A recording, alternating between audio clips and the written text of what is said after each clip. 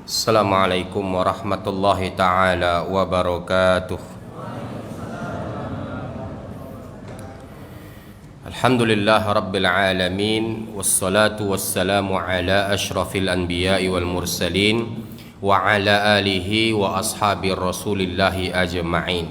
Ashhadu an la ilaha illallah wahdahu la syarika lah wa ashhadu anna sayyidana Muhammad bin Abdullah salawatullahi alaihi wasalamuhu sallallahu alaihi wa ala alihi wa ashabihi wa man saru ala nahjih wa tamassaka bisunnatihi ila yaumiddin wa sallama tasliman katsiran mazida amma ba'd.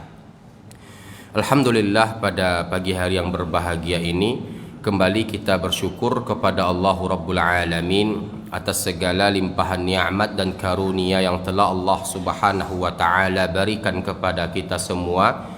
Bersolawat kita kepada Rasulullah Muhammad sallallahu alaihi wa ala alihi wasallam dengan lafaz Allahumma salli ala sayyidina Muhammad wa ala ali sayyidina Muhammad. Assalamu alayka ya Rasulullah. Semoga salawat yang kita bacakan menjadi pertanda bukti cinta kita kepada Rasulullah Muhammad sallallahu alaihi wasallam, dan semoga kita semua mendapatkan syafaat Nabi pada hari kiamat kelak. Amin ya rabbal alamin. Bapak Ibu yang berbahagia, kita lanjutkan kembali tema kita yang telah kita buka pada pertemuan sebelumnya, 5 azab bagi orang yang zalim. Sebenarnya Bapak Ibu, azab itu banyak Allah berikan kepada orang-orang zalim. Namun Bapak Ibu yang dimuliakan Allah, karena keterbatasan waktu yang kita miliki, maka kita persingkat menjadi 5. Dan kemarin kita telah membahas dan telah menyinggung tentang orang tua yang menzolimi anaknya, atau orang tua yang durhaka kepada anaknya. Yang ini merupakan bagian daripada pembahasan yang sangat jarang sekali disinggung oleh banyak da'i-da'i di mimbar-mimbar mereka. Maka oleh karena itu kami tertarik Bapak Ibu untuk membahasnya, supaya kita sebagai orang tua berhati-hati, supaya kita sebagai orang tua agar mawas diri, jangan sampai kita menjadi orang tua yang zalim kepada anak-anaknya. Baik Bapak Ibu yang dimuliakan Allah, kajian kita tentunya berdasar, bukan kajian omong-omong saja atau bukan kajian sesuai dengan hawa nafsu. Kajian kita ambil dari referensi kitab Umdatut Tafsir Anil Hafidh Ibnu Katsir jilid 3 halaman 548, yang kita ambil dari cetakan dari Darul Wafa yang dikarang oleh Imam Ahmad Syakir rahimahullahu tabaraka wa taala. Baik Bapak Ibu, Al-Imam Ahmad Syakir dalam kitab Umdatut Tafsir Anil Hafidh Ibnu Katsir, beliau menjelaskan bahwasanya kedurhakaan orang tua terhadap anaknya tadi itu Bapak Ibu, itu ada 5 tanda-tanda, ada 5 ciri-ciri. Jadi tanda orang tua durhaka kepada anaknya itu ada 5 tanda atau ada 5 ciri-ciri. Pertama Bapak Ibu, tanda pertama adalah membedakan cinta antara anak miskin dan anak yang kaya. Ini tanda pertama ini Pak. Jadi tanda orang tua durhaka kepada anaknya itu adalah orang tua yang punya karakteristik atau orang tua yang punya sikap atau orang tua yang bersikap membedakan cinta antara anak miskin dan anak yang kaya.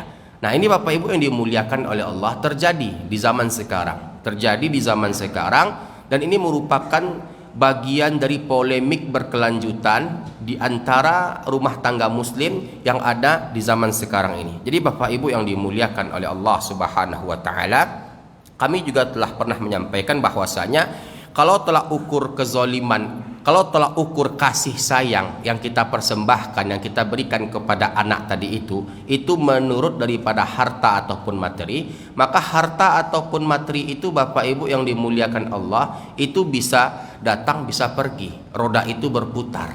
Nggak selamanya anak kaya itu menjadi kaya, nggak selamanya anak miskin itu menjadi miskin, kan begitu Pak, roda itu berputar. Jadi ketika kita mentolak ukurkan kasih sayang atau mentolak ukurkan perhatian atau cinta kepada anak karena gara-gara materi ataupun uang yang dimiliki oleh anak, maka Bapak Ibu akan mendapatkan kesengsaraan nantinya di hari tua Bapak Ibu. Apa kesengsaraannya? Kesengsaraan pertama adalah Bapak Ibu mendapatkan semacam kesenjangan atau terjadinya perseteruan di antara anak-anak Bapak Ibu nanti di hari tua kemudian. Kesenjangan yang tercipta itu siapa yang menciptakannya? Bukan anak-anak, tapi Bapak Ibu sendiri. Jadi Bapak Ibu yang dimuliakan Allah, kami sering mendapatkan banyaknya aduan ataupun keluhan, Ustadz, kenapa anak saya Ustadz kok nggak bisa akur-akur Ustadz, padahal mereka dah tua Ustadz. Yang satu umurnya 45, yang satu umurnya 43, yang satu umurnya 37, yang satu umurnya 38. Kenapa mereka tak bisa akur Ustadz? Jangan tanya saya Bu, jangan tanya saya Pak, tanya Bapak Ibu. Bagaimana Bapak Ibu membentuk karakter anak-anak?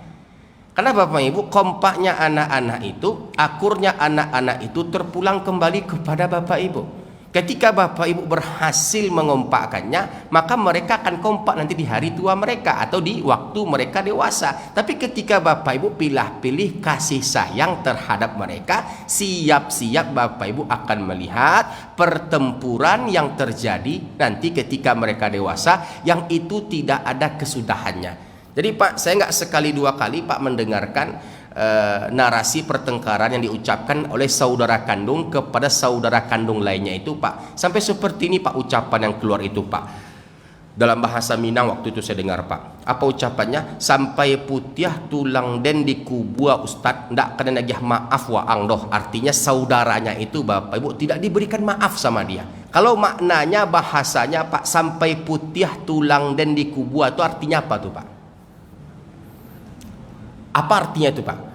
Kalau abang berkata kepada adik, abang berkata kepada adik, sampai putiah tulang waang di kubua, sampai putiah tulang dan maaf, sampai putiah tulang dan di kubua, nak kandan nagih maaf waang doh. Dia katakan seperti itu kepada adiknya Bapak Ibu. Kira-kira apa nih Pak? Kalau Bapak tafsirkan kalimat yang dikeluarkan oleh si abang kepada si adik nih Pak, kira-kira berbahaya atau tidak Bapak Ibu? Ini kesumat atau bagaimana Pak?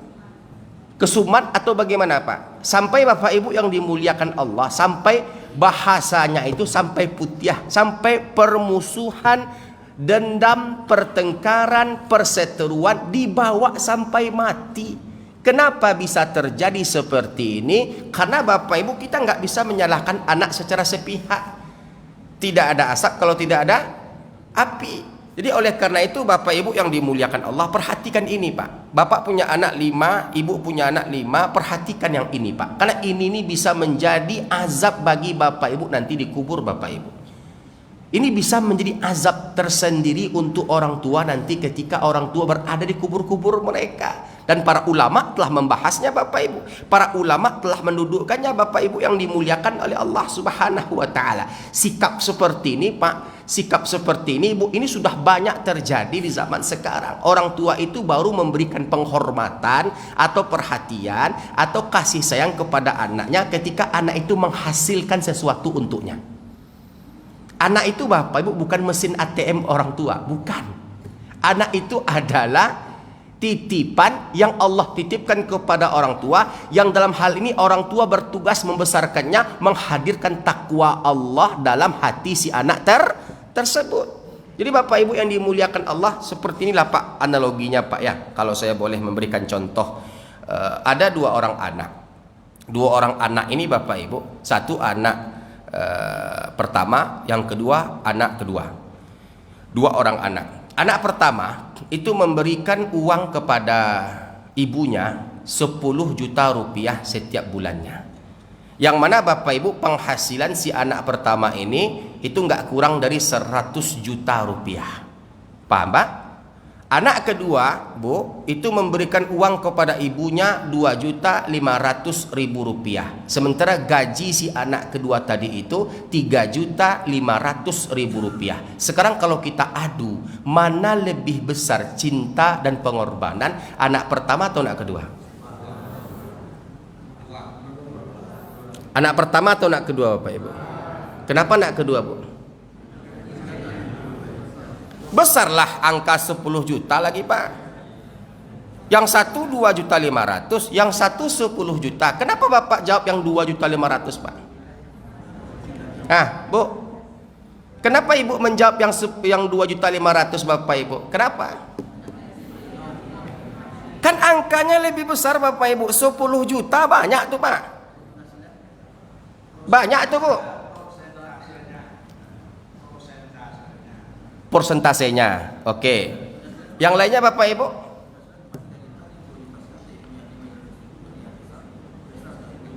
Oke, baik.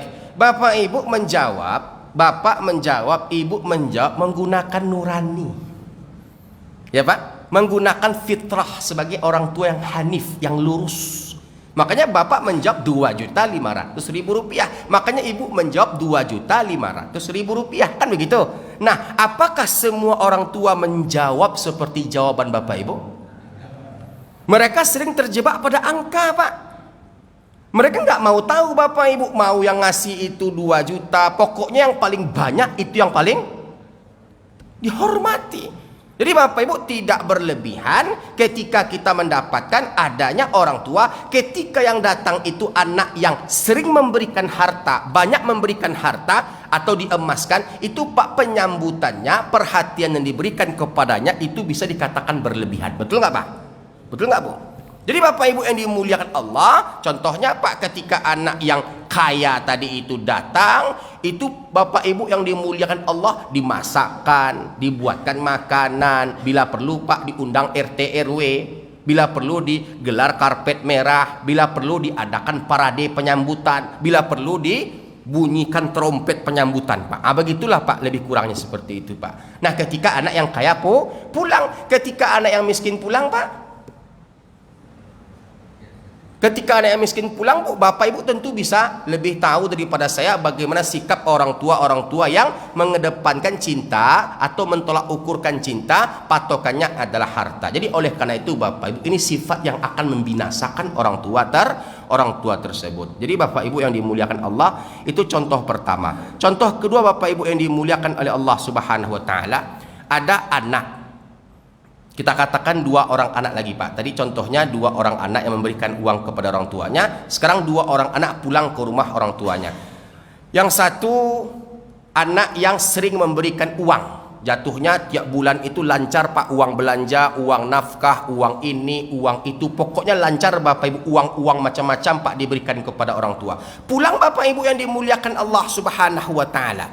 Nah, setibanya di ruang tamu, si anak yang kaya tadi ini Pak, si anak yang kaya tadi ini Bu ya, buang angin dia Pak, di depan orang tuanya, di depan keluarga besarnya. Kira-kira Pak, apa sikap dan respon orang tua ketika mendapatkan anaknya tadi itu buang angin, anak yang kaya tadi itu buang angin? Apa kira-kira responnya Pak? Apa kira-kira responnya Pak Un?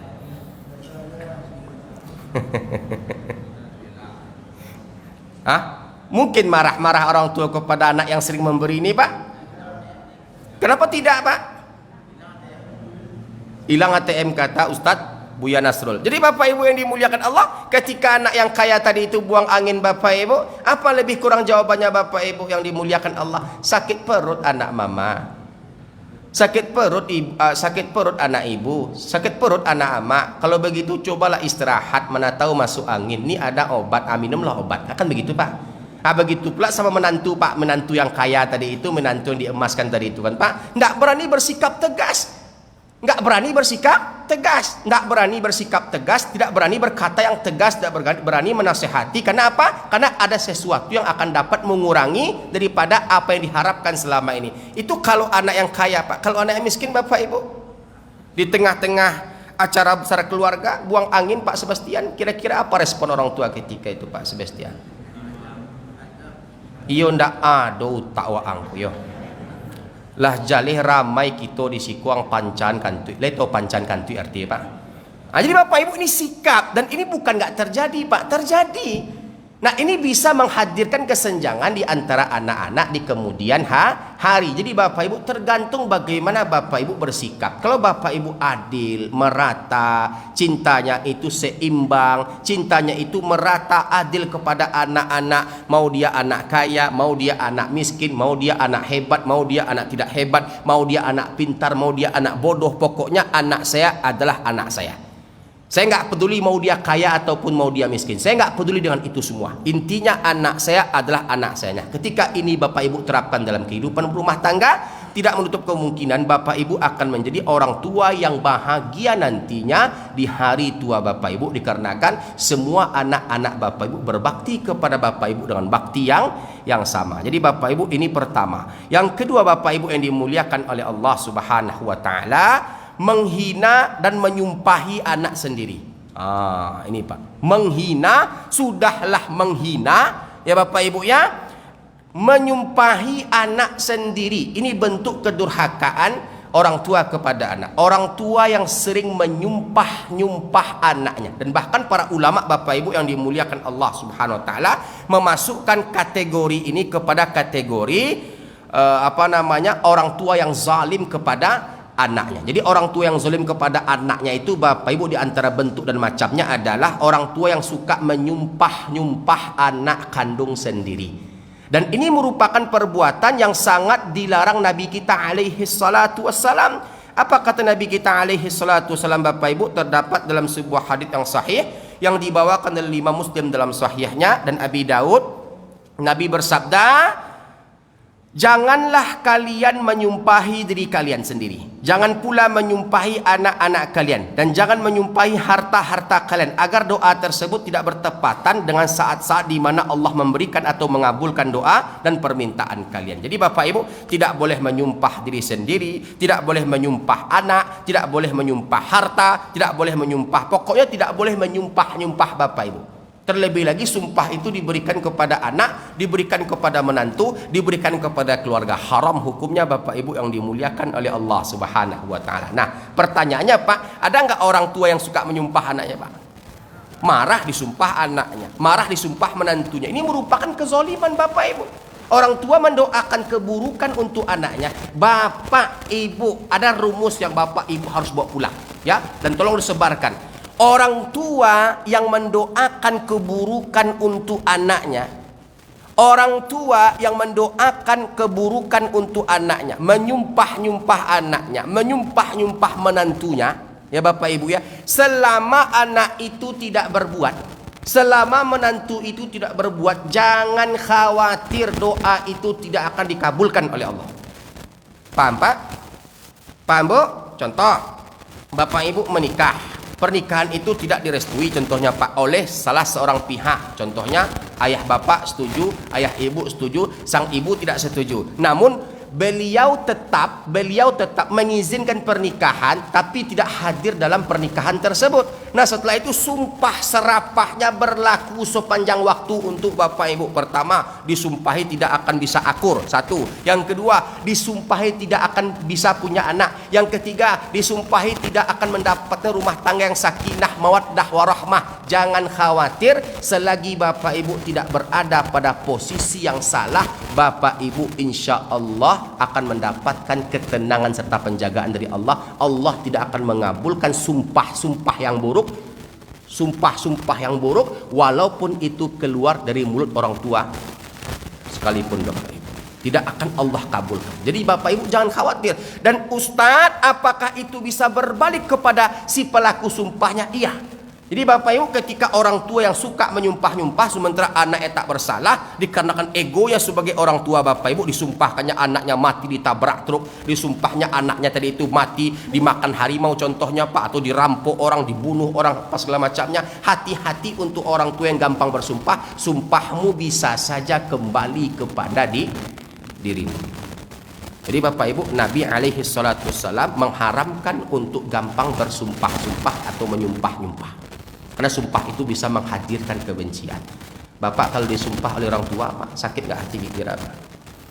Ibu kalau disumpah oleh orang tua, Bu, sakit nggak hati kira-kira, Bu? Jadi menyumpah-nyumpah anak nih Bapak Ibu merupakan perbuatan yang sangat diharamkan, yang sangat dilarang Bapak Ibu. Karena dikhawatirkan Bapak Ibu yang dimuliakan Allah, sumpah itu sejalan seirama dengan waktu di mana Allah mengabulkan doa. Dan ini bisa menjadi petaka bagi orang tua yang menyumpah, bisa menjadi petaka bagi anak yang disumpah. Kalau anak itu melakukan kesalahan, kalau anak tak melakukan kesalahan Bapak Ibu yang dimuliakan Allah, maka tak perlu khawatir karena sumpah itu tak akan berlaku untuk dirinya. Bapak Ibu yang dimuliakan Allah Subhanahu wa taala, ada kejadian yang sangat-sangat memilukan hati Bapak Ibu, yang mana dalam hal ini seorang ibu menyumpah anak dari anak kedua tidak akan lahir Sementara beliau itu sangat benci kepada anak keduanya, dan anak yang sangat ia sayangi itu Bapak Ibu adalah anak keempat. Waktu itu persoalannya terjadi di jalan Puyuh Mas, Pak. Ada problematika rumah tangga yang kami selesaikan, dan ini kelanjutannya sampai kepada problematika warisan Bapak Ibu yang diselesaikan lebih kurang 1 bulan lamanya, Pak, waktu penyelesaiannya Bapak Ibu yang dimuliakan Allah. Jadi Bapak Ibu, anak kedua waktu itu kurang memberikan uang belanja kepada ibu, karena penghasilan makin bulan makin menurun. Yang menyebabkan Bapak Ibu ketika uang belanja itu kurang, Pak. Yang lebih hebatnya Bapak Ibu, sudahlah uang belanja itu kurang, uang belanja yang ia terima dari anak kedua diserahkan kepada anak keempat. Anak kedua disuruh meminjam uang ke bank dengan menggadaikan sesuatu, Pak. Uang hasil pinjaman itu diberikan kepada anak keempat. Ini zolim atau tidak nih, Pak? Uang dari meminjam, yang minjam itu anak kedua, Pak, dipinjam ke bank dengan menggadaikan sesuatu, Bapak Ibu yang dimuliakan oleh Allah Subhanahu wa taala, dengan menggadaikan sesuatu, hasil pinjaman uang itu Bapak Ibu diberikan kepada anak keempat. Dan ini terjadi, Pak, apapun itu bentuknya. Saya nggak tahu Bapak Ibu apa yang menyebabkan orang tua bisa seperti itu. Nah, singkat cerita, si anak kedua menutup akses karena dizolimin terus menerus. Uangnya diambil, diberikan kepada anak kedua saya. Pak Ustadz, kalau seandainya Pak Ustadz uang itu dikonsumsi oleh orang tua saya sendiri, maka tak menjadi masalah. Uang diambil dari saya, diberikan kepada adik saya. Disuruh saya minjam ke bank, hasil pinjaman itu diberikan kepada adik saya. Apa tujuannya seperti itu, Pak Ustadz? Makanya oleh karena itu, Pak Ustadz, saya menjaga jarak. Jaga jarak bukan berarti memutuskan tali silaturahmi. Jadi Bapak Ibu ketika dikecewakan oleh orang tua, Bapak Ibu yang dimuliakan oleh Allah, disisihkan, dipilah-pilih kasih sayang. Lalu setelah itu Bapak Ibu tidak mendapatkan keadilan. Para ulama membolehkan bahwasanya Bapak Ibu jaga jarak dengan orang tua. Dibolehkan, Pak. Contohnya Bapak mendapatkan perlakuan yang tidak adil dari orang tua Bapak, atau Ibu mendapatkan perlakuan yang tidak adil dari orang tua Ibu. Nah, Ibu jaga jarak bukan berarti tidak berkomunikasi. Kenapa begitu, Ustaz? Jaga jarak tadi itu Bapak Ibu untuk meredam hati, supaya hati nggak semakin terluka, supaya hati nggak semakin kecewa. Kan begitu, Pak? Jaga jarak itu, Pak, bukan berarti kita nggak ngobrol, nggak nelpon, nggak mengangkat telepon, atau nggak menerima tamu. Bukan, Bapak Ibu. Jaga jarak itu artinya kita mengosongkan semua permasalahan dari hati, supaya hati tak semakin terluka kepada orang tua yang suka melukai hati atau suka menyakiti hati kita. Jadi Bapak Ibu, anak kedua ini ya Bapak Ibu jaga jarak dari ibunya, dikarenakan kezoliman yang dilakukan oleh ibunya tadi itu bertahun-tahun berkelanjutan dan tidak tahu kapan kesudahannya. Apa yang terjadi Bapak Ibu? Si ibu menyumpah. Kebetulan ketika itu istri saya Pak Ustadz hamil, tidak akan selamai anak ang, dan sumpahan anak ang mati di tengah melahirkan. Artinya ketika istrinya itu melahirkan, anaknya itu meninggal dalam keadaan dilahirkan. Itu sumpahnya, Pak. Itu sumpahnya, Bu. Apa yang terjadi Bapak Ibu yang dimuliakan Allah? Anak dari anak yang kedua itu, Pak, lahir dengan selamat, sehat walafiat. Nah, sementara anak dari anak yang keempat 2 hari setelah dilahirkan itu dimasukkan ke apa nama itu, Pak? Yang kotak itu, Pak. Apa nama itu, Pak?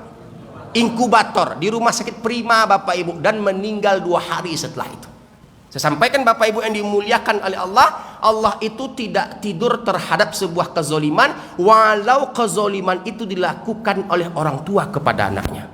Allah nggak pilih-pilih Bapak Ibu, Allah nggak tebang pilih terhadap terhadap kezoliman. Nah, walaupun orang tua menzolimi anaknya, Allah tetap tegur orang tua itu dengan caranya Allah Subhanahu wa taala. Jadi hati-hati Bapak Ibu. Jangan mentang-mentang kita orang tua, kita bisa semena-mena dengan anak. Jangan mentang-mentang kita mertua, kita bisa semena-mena dengan menantu. Karena al-jaza min jinsil amal, perbuatan sesuai dengan balasannya. Jadi para ulama Bapak Ibu mengkategorikan orang tua yang suka menyumpah-nyumpah anaknya, ini termasuk orang tua yang durhaka kepada anak, dan termasuk orang tua yang zalim kepada anak. Harusnya sebagai orang tua Bapak Ibu, senakal apapun anak, sejahat apapun anak, doakan anak kita. Bukankah Nabi kita bersabda ada 3 kelompok orang yang ketika berdoa kepada Allah, doanya tidak akan pernah Allah tolak untuk selama-lamanya. Doa pemimpin yang adil, doa ibu kepada anaknya, doa orang-orang yang terzolimi. Jadi Bapak Ibu, sebagai orang tua yang mustajab, sebagai ibu yang mustajab doanya, doa yang baik-baik Bapak Ibu, doa yang baik-baik.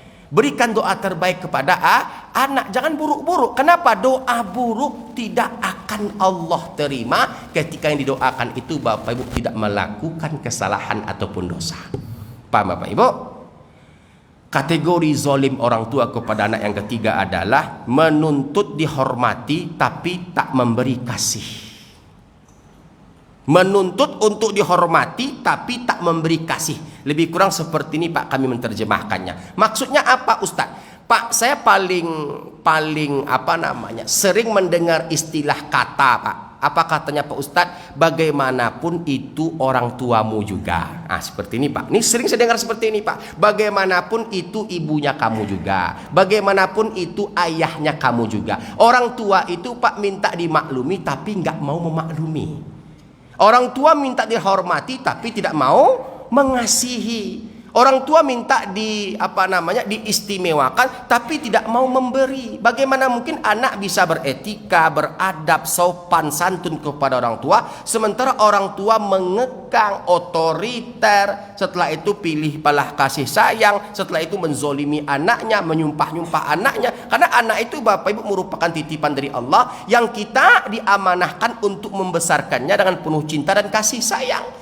Jadi ketika kita sebagai orang tua, kita minta dimengerti, maka kita harus menjadi orang tua yang mengerti juga keadaan anak. Mengerti apa yang diinginkan anak, mengerti dengan apa yang diharapkan oleh anak. Anak mengharapkan contohnya, ayah tolong sekolahkan aku. Mampu kita sekolahkan. Ibu tolong berikan cintamu kepadaku. Berikan Bapak Ibu. Dengan kita memberikan secara menyeluruh tanpa pilih-pilih, dan kita insya Allah menjadi orang tua yang berbahagia, orang tua yang insya Allah ta'ala senang di dunia dan senang di akhirat Allah subhanahu wa ta'ala. Baik Bapak Ibu, sebelum kita pindah pada poin yang keempat dan yang kelima, apakah ada pertanyaan yang ingin bertanya? Dipersilahkan.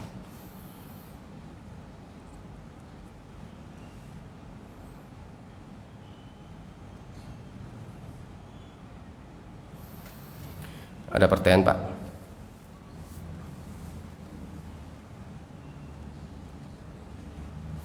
Baik, kalau tidak ada pertanyaan Bapak Ibu yang dimuliakan Allah, kita pindah kepada yang keempat.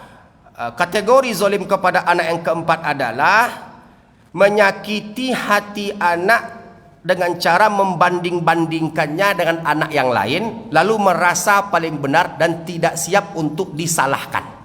Ini yang keempat Bapak Ibu yang dimuliakan oleh Allah Subhanahu wa taala. Jadi Bapak Ibu, Bapak punya anak, Ibu punya anak, lalu anak ini Pak dibanding-bandingkan dengan anak yang lain.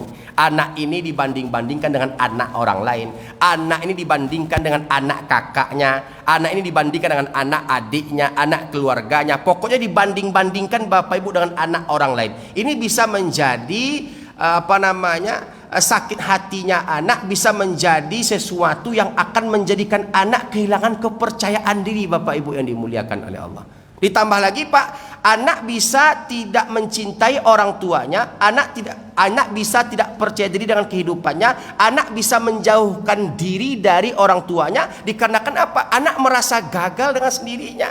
Jadi Bapak Ibu, anak itu mau sukses atau tidak, dia anak kita. Anak itu mau pintar atau tidak, dia anak kita. Anak itu mau kaya atau tidak, dia anak kita. Jangan sesekali kita membandingkannya Pak dengan anak orang lain. Kita nggak tahu Pak hakikat yang terjadi seperti apa Bapak Ibu yang dimuliakan oleh Allah.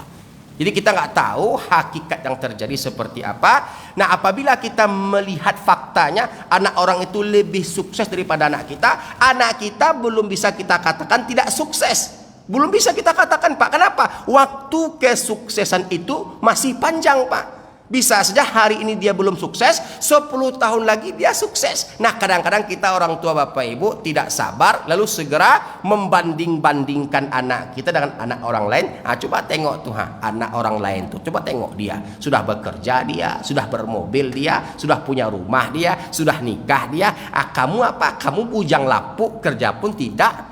Menganggur apa segala macamnya, masih minta uang kepada orang tua, masih numpang hidup di rumah orang tua, masih minta makan kepada orang tua. Tentu ini bisa merobohkan mental anak, Bapak Ibu. Jadi orang tua sabar, Pak, sampai anak itu bisa mandiri. Jadi Bapak Ibu, sekali lagi kita tanamkan dalam diri kita bahwasanya anak itu bukan mesin ATM orang tua. Anak itu bukan mesin ATM orang tua. Anak itu bukan sumber penghasilan orang tua. Karena ketika anak sukses, tugas anak berbakti kepada orang tuanya. Anak tanpa diminta, Bapak Ibu yang dimuliakan Allah, anak akan mengedepankan orang tuanya. Anak akan memberikan apa yang diminta oleh orang tuanya. Enggak diminta pun, Pak, anak akan memberikan, anak akan mewujudkan apa yang diharapkan oleh orang tuanya. Jadi Bapak Ibu, tanpa kita ungkit-ungkit, tanpa kita minta, tanpa kita paksa, anak akan memberikan apa yang kita harapkan, anak akan memberikan apa yang kita inginkan. Jadi kembali kepada kita, jangan sampai kita menjadi orang tua yang zalim kepada anaknya atau orang tua yang durhaka kepada anaknya. Yang kelima, Bapak Ibu yang dimuliakan oleh Allah, lebih sayang pada anak yang memberikan uang, lebih sayang kepada anak yang memberikan harta kepada orang tua. Tadi sudah kita singgung, Bapak Ibu yang dimuliakan Allah, dan ini merupakan fakta yang terjadi. Kami berdoa mudah-mudahan Bapak Ibu yang dimuliakan oleh Allah, ini tak terjadi pada Bapak, tak terjadi pada Ibu, dan semoga Bapak Ibu adalah orang tua yang adil, orang tua yang adil kepada anaknya, yang sehingganya Bapak Ibu yang dimuliakan Allah, Bapak Ibu menjadi orang tua yang bahagia nanti di hari tua kita. Kalaupun sekarang kita sudah tua, insya Allah Bapak Ibu akan menjadi orang tua yang bahagia di surga Allah karena mendapatkan doa-doa terbaik dari anak-anak Bapak Ibu semua, insya Allah. Jadi mudah-mudahan kita bukan orang tua yang durhaka kepada anak, mudah-mudahan kita bukan orang tua yang tidak adil kepada anak. Kita mempersembahkan cinta, mempersembahkan kasih sayang kepada anak secara merata, secara adil, dan secara transparan. Baik Bapak Ibu, sebelum kita pindah kepada kezoliman penguasa kepada rakyatnya, maka apakah ada pertanyaan? Yang ingin bertanya dipersilahkan.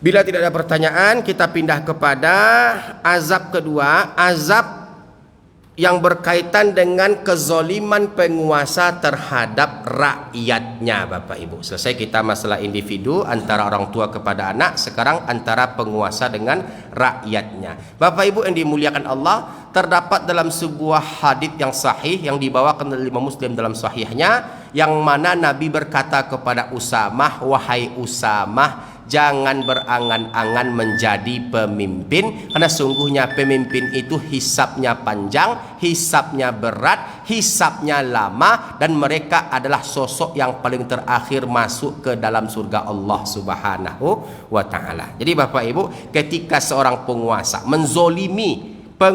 menzolimi rakyatnya dengan berbagai macam bentuk kezoliman, maka penguasa itu akan menuai apa-apa yang ia lakukan kepada masyarakat atau rakyatnya tersebut. Nah, ketika penguasa itu adil kepada masyarakatnya, Bapak Ibu, maka mereka mendapatkan keutamaan atau keistimewaan dari Allah Subhanahu wa ta'ala.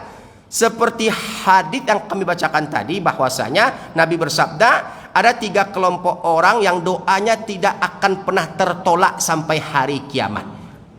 Ada 3 kelompok orang yang doanya tidak akan pernah tertolak sampai hari kiamat. Doanya tidak akan pernah tertolak sampai hari kiamat. Di antara 3 kelompok orang ini, Bapak Ibu, yang pertama adalah imamun adil, pemimpin yang adil. Jadi Bapak Ibu, penguasa itu, Pak, sebelah kakinya di surga, sebelah kakinya di neraka. Jadi ketika dia berhukum dengan hukum Allah, dengan hukum yang adil, mensejahterakan masyarakatnya, maka dia akan mendapat kebahagiaan. Ketika dia menzolimi masyarakatnya, menzolimi rakyatnya, Bapak Ibu yang dimuliakan oleh Allah, maka dia akan mendapatkan kesengsaraan. Bahkan Pak, di antara bentuk ancaman untuk para penguasa-penguasa, yang mana penguasa tadi Bapak Ibu menzolimi masyarakatnya, sholatnya tak diterima oleh Allah Subhanahu wa ta'ala. Sholatnya nggak diterima oleh Allah, Pak. Penguasa yang zolim itu, Pak, sholatnya nggak diterima oleh Allah. Kalau Bapak tak percaya, buka hadis Nabi alaihi salatu wassalam yang dibawakan oleh Imam Muslim dalam sahihnya dan juga Ibnu Majah. Nabi bersabda dari sahabat Abu Hurairah, "Thalathatun la tartafi'u salatuhum fawqa ru'usihim shibra. Ada 3 kelompok orang Bapak Ibu yang salatnya enggak diterima oleh Allah. Enggak diterima oleh Allah, Pak. Tidak naik ke langit walau hanya sejengkal dari atas kepalanya. Walau hanya sejengkal dari atas kepalanya, enggak diterima oleh Allah Subhanahu wa taala. Siapa 3 kelompok orang ini Bapak Ibu? Pertama adalah rajulun amma qauman wa hum lahu karihun. Laki-laki yang mengimami sekelompok kaum, laki-laki yang mengimami sekelompok makmum, tapi kaum itu, makmum itu benci kepada dirinya. Imam yang dibenci oleh makmumnya. Dalam makna lainnya Bapak Ibu adalah pemimpin yang dibenci oleh masyarakatnya. Nah, kita kaji Bapak Ibu pada pagi hari ini. Nabi katakan rajulun amma qauman wa hum lahu karihun, laki-laki yang mengimami sekelompok kaum, laki-laki yang mengimami sekelompok makmum, kaum itu, makmum itu benci kepada dirinya. Imam yang dibenci oleh makmumnya terancam tak diterima solatnya Bapak Ibu. Ini makna pertama. Yang kedua, masyarakat yang membenci pemimpinnya, solat pemimpinnya nggak akan diterima oleh Allah. Kita kaji satu persatu. Ada imam yang dibenci oleh makmumnya Pak? Ada Pak imam yang dibenci oleh makmumnya Pak? Ada nggak Bu? Hati-hati Pak. Bapak sebelum maju menjadi imam Pak, mengimami manusia, Bapak Ibu coba tengok-tengok diri kita, coba ukur-ukur bayang-bayang kita Bapak Ibu. Karena berbicara imam berbicara kepantasan. Berbicara imam berbicara kelayakan. Berbicara imam berbicara kepantasan, kelayakan. Kalau tidak layak jangan berani-berani menjadi imam. Karena imam itu Pak, fikih itu ketat dalam pemilihan masalah imam. Fikih ketat Pak. Fikih itu ketika berbicara imam berbicara kelayakan, berbicara kualitas. Jadi Bapak Ibu nggak semua orang bisa menjadi imam. Pertanyaannya Pak, apakah pemabuk bisa menjadi makmum? Pak, apakah pemabuk bisa menjadi makmum? Apakah pencuri bisa menjadi makmum? Apakah pezina bisa jadi makmum? Apakah koruptor bisa menjadi makmum? Sekarang pertanyaannya Pak, apakah pezina bisa menjadi imam? Apakah pemabuk bisa menjadi imam? Apakah pencuri bisa menjadi imam? Jadi nggak selamanya orang bisa menjadi imam, tapi selamanya orang bisa menjadi makmum. Artinya apa? Fikih itu ketat dalam pemilihan masalah imam. Jadi ketika kita maju mengimami orang, ukur diri kita, ukur kemampuan kita, ukur bayang-bayang kita. Kalau belum layak, kalau belum mampu, jangan mandai-mandai Pak. Kadang-kadang Pak kita menjadi imam nih Pak, kita menjadi imam nih Bu, menunjukkan eksistensi diri. Menunjukkan eksistensi diri, ingin tampil di depan. Nah ini Pak, ketika engkau mengimami orang, masyarakatmu, makmummu, jamaahmu, kaummu membenci dirimu karena perilaku engkau. Jadi Bapak Ibu, kebencian makmum kepada imam bukan karena permasalahan pribadi, bukan. Bukan Pak, kalau dibawa kepada permasalahan pribadi Pak, nggak nyambung Pak kaidah haditsnya. Yang dimaksud itu adalah bencinya makmum kepada imam karena akhlaknya imam, muamalahnya imam. Dia imam Pak, dia imam Bu, tapi lisannya nggak mencerminkan seorang imam. Dia imam Bapak Ibu, tapi perbuatannya, muamalahnya nggak mencerminkan seorang imam. Contohnya, imam Bapak Ibu suka berdusta, berbohong, mengolah orang, menipu orang, kan begitu Pak? Atau provokator Bapak Ibu, memprovokasi orang, mengadu domba orang, atau setidaknya Bapak Ibu mengganggu janda sebelah masjid, contohnya Pak. Artinya Bapak Ibu yang dimuliakan oleh Allah bermudah-mudah melakukan kemaksiatan. Enggak 1, 2, 3, 4, 5 Pak, kami mendengarkan berita dan kasus imam-imam terjebak pada maksiat pacaran. Makanya Pak, kalau bisa angkat imam yang telah menikah. Bagaimanapun Pak, hafiz Al-Quran dia 30 juz Pak, kalau belum menikah berat cobaannya Pak. Berat cobaannya Bu, kan begitu Pak. Makanya Pak, dalam lingkaran pendapat atau fatwa lintas ulama-ulama mazhab Bapak Ibu yang dimuliakan oleh Allah, kenapa ulama-ulama Hanabilah yang menisbatkan diri kepada mazhabnya Ahmad bin Hanbal itu menganjurkan kalau bisa imam itu selain hafiz, faqih, selain mereka itu afqah, afsah, dan mereka itu wara, kalau bisa imam itu sudah menikah. Kalau bisa. Yang sudah menikah aja Pak kadang-kadang terjebak pada fitnah, apalagi yang belum menikah.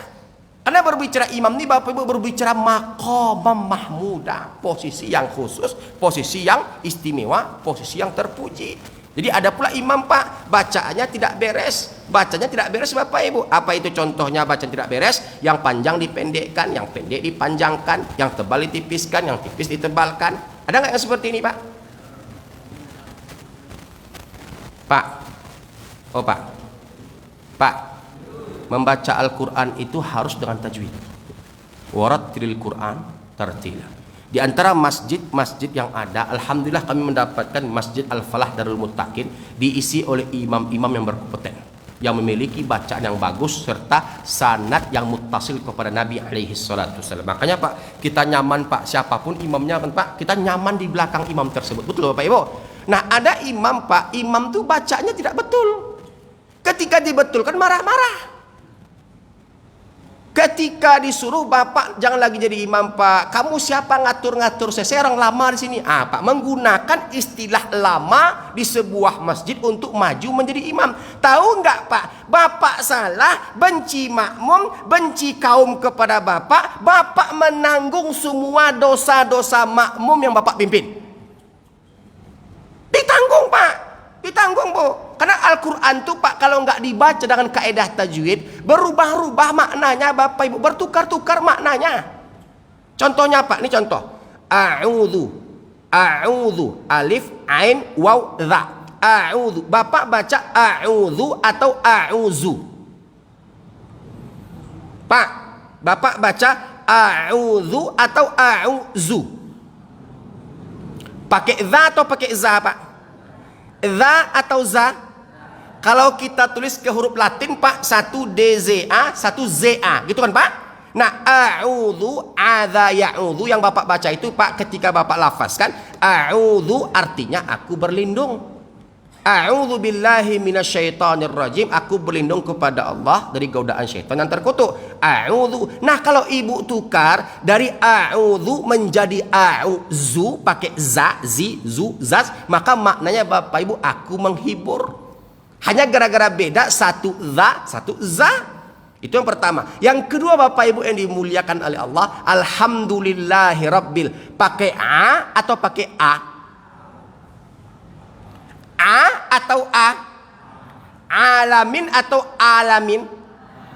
Tenggorokan Bapak Ibu, tenggorokan atas, tengah, bawah. Yang atas kho dan gho, yang tengah a dan ha, yang bawah a dan ha. Nah Bapak baca alhamdulillahi rabbil alamin, segala puji bagi Allah Rabb semesta alam. Ditukar menjadi alhamdulillahi rabbil alamin, segala puji bagi Allah Tuhan yang banyak sekali penyakitnya. Nah ini Pak, kalau dipertahankan seperti ini Bapak Ibu yang dimuliakan Allah, yang tebal ditipiskan, yang panjang dipendekkan, yang pendek dipanjangkan. Setelah itu ditegur, dinasehati, nggak mau Bapak Ibu dan juga tidak mau meninggalkan makom imam tadi, maka Anda termasuk orang-orang yang sholatnya nggak diterima oleh Allah Subhanahu wa Ta'ala. Jadi hati-hati Bapak Ibu. Waktu itu saya pernah ngisi kajian di Taman Karya Bapak Ibu. Ada orang Jawa waktu itu Pak. Kita nggak bilang semua orang Jawa seperti ini kan Pak. Dengan aksen Jawanya tadi itu Pak masih medok. Medok itu apa artinya Pak? Kental ya Pak ya. Waktu itu beliau imam, umurnya nggak begitu muda lagi Pak, 60-an lah Pak. Ketika itu imam, rakaat pertama dia baca surat, itu Ngawi, orang Ngawi. At-Takatsur, alhaakumut takatul, alhaakumut takatul, betul Pak? Betul Bu? Alhaakumut takatul hatta yurtuzul maqabil. Betul Pak? Betul Bu? Ini lahan khafi atau lahan jali nih Pak? Kesalahan kecil atau kesalahan berat nih Bapak Ibu? Berubah makna, berbahaya seperti ini Pak. Berbahaya seperti ini Bu. Yang kedua dia baca alam nasyrah laka dorot.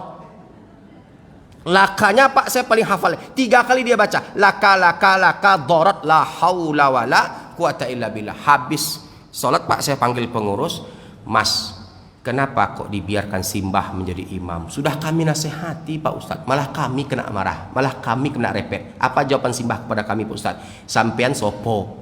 Aku dah lama di sini. Kalau nggak ada aku, nggak akan ada masjid ini. Itu jawabannya Pak. Kalau nggak ada aku, nggak akan ada masjid ini. Jadi oleh karena itu Bapak Ibu yang dimuliakan oleh Allah, sebelum kita menjadi imam, tolong sadar di diri. Karena dosa yang akan kita tanggung itu Bapak Ibu, dosa yang tidak main-main. Yang kita tanggung adalah dosa-dosa makmum kita kalau salah-salah kita dalam berimam, dalam memimpin orang sholat. Yang kedua maknanya Bapak Ibu adalah pemimpin yang dibenci oleh masyarakatnya karena ketidakadilannya. Contoh Bapak Ibu yang dimuliakan Allah, pemimpin-pemimpin yang tak mengedepan kepentingan masyarakat, pemimpin-pemimpin yang tak mengedepan kesejahteraan masyarakat. Intinya banyak Pak, dari lapisan yang paling bawah sampai yang paling atas. Pemimpin yang paling bawah seperti RT, seperti RW, seperti lurah, seperti camat, seperti wali kota, seperti bupati. Ini Bapak Ibu, pemimpin-pemimpin yang zalim kepada masyarakatnya adalah pemimpin-pemimpin yang disegerakan azabnya. Contohnya Pak, Fir'aun disegerakan azab untuknya. Seperti contohnya lagi Bapak Ibu adalah orang-orang yang zalim seperti kisahnya Mustafa Kemal Atatürk Bapak Ibu. Intinya akhir kehidupan mereka itu Pak, ending kehidupan mereka itu Bapak Ibu sangat-sangat tragis sekali. Jadi oleh karena itu Bapak Ibu, sebelum kita mengkaji tentang kezoliman pemimpin kepada masyarakatnya, apakah ada pertanyaan? Yang ingin bertanya dipersilahkan.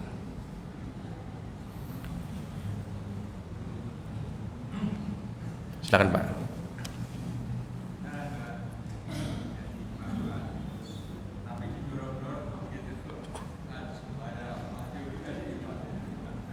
Didorong-dorong Pak. Ya. Sementara Bapak tidak memiliki kemampuan. Nah, jenis sholatnya jahar atau sir Pak? Jahar, baik. Bapak didorong-dorong. Baik, kalau Bapak tidak memiliki kemampuan, apapun itu alasannya jangan maju. Karena sholat itu bukan basa-basi, bukan. Salat itu bukan karena nggak enakan, bukan. Itu perkara keselamatan dunia akhirat. Jadi Pak, ketika kita merasa nggak enak, tapi kita nanti menanggung semuanya, mana yang kita pilih Pak? Kita menanggung semuanya, gara-gara berawal dari nggak enak tadi itu Bapak Ibu. Kita akan binasa, kita akan sengsara. Kenapa? Berbicara imam tadi itu Pak, berbicara kepantasan, kelayakan.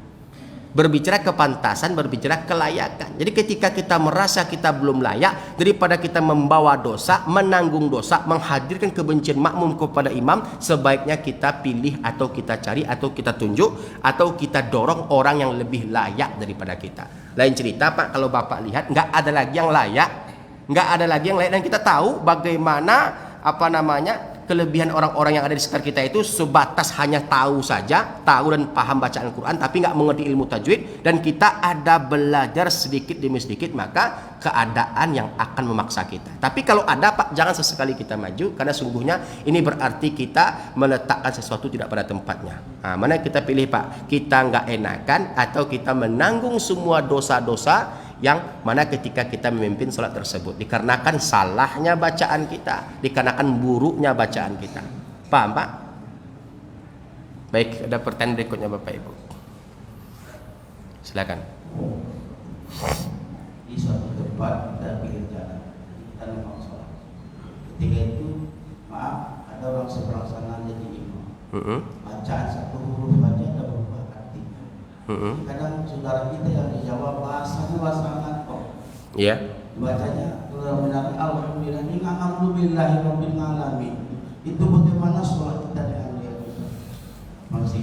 Assalamualaikum warahmatullahi wabarakatuh. Waalaikumsalam warahmatullahi wabarakatuh. Bapak Ibu, kalau keadaan yang memaksa kita untuk meneruskan sholat, maka para ulama tak mempermasalahkannya. Tapi kalau kita bisa memilih, bahkan Pak, saya mengambil pendapat ulama-ulama mutasyaddidin. Bapak datang ke sebuah masjid, ketika angkat tangan imamnya membaca alhamdulillahirabbil alamin, batalkan sholat, pindah ke masjid lain. Ini pendapat ulama ekstrim Pak. Batalkan sholat, pindah ke masjid Saking menjaganya para ulama bahwasanya jangan sampai kita berimam kepada orang yang berantakan bacaannya. Tapi Bapak Ibu, kalau kita terapkan dalam kondisi keadaan kita seperti di Pekanbaru, Pak, ini nggak cocok Bapak Ibu. Karena hampir semua imam itu, Pak, kalau kita lihat ada kelebihan, ada kekurangan.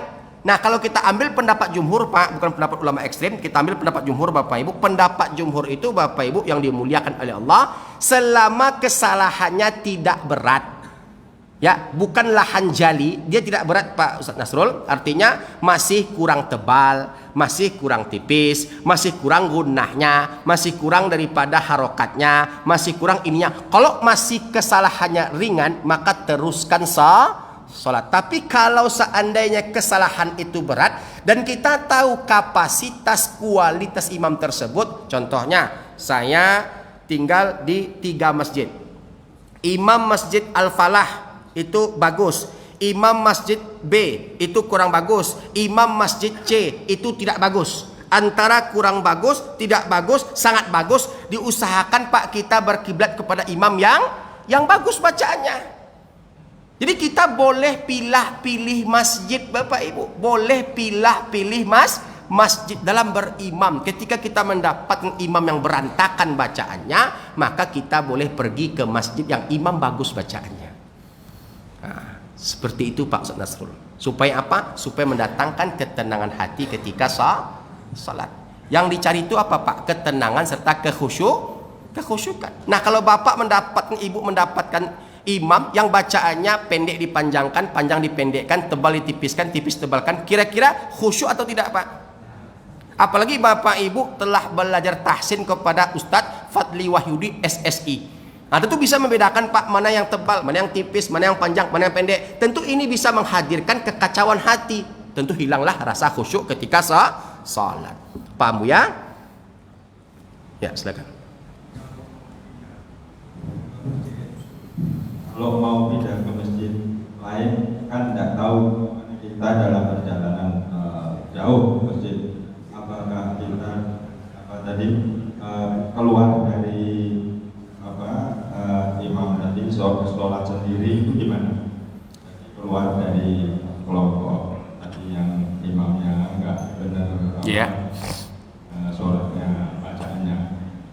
Ya. Ada saya mendapatkan pendapat ulama seperti itu, Pak. Tapi saya tidak menganjurkan. Karena kalau kita mengambil pendapat yang arjah, pendapat yang afsah, ulama menyuruh kita pindah ke tempat yang lebih bagus bacaannya.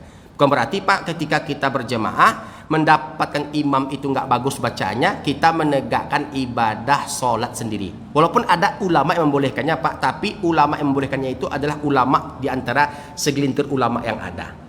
Nah, ulama yang menganjurkannya kita pindah. Jadi jangan gara-gara imam yang buruk bacaannya kita gagal berjemaah. Nah, untuk Pekanbaru saya rasa, Pak, nggak susah mencari imam yang bagus bacaannya. Di Ar-Rahman juga ada, di Al-Falah Darul Mutakin juga ada, di Masjid Nurul Yakin Hang Tuah juga ada, Jami'atuz Zahirin juga ada. Makanya, Pak, Pekanbaru dalam hal ini meletakkan masjid-masjid paripurna tingkat kelurahan, tingkat kecamatan. Setidaknya imam-imam yang disuruh menjadi imam itu bersertifikasi, mereka mendapatkan ujian kelayakan dari pengetes atau penguji yang ada di kota Pekanbaru ini. Jadi intinya, Pak, pindah, bukan jadi sholat sendiri, Pak, tapi pindah berjemaah ke masjid berikutnya. Jadi bukan menegakkan ibadah sholat sendiri.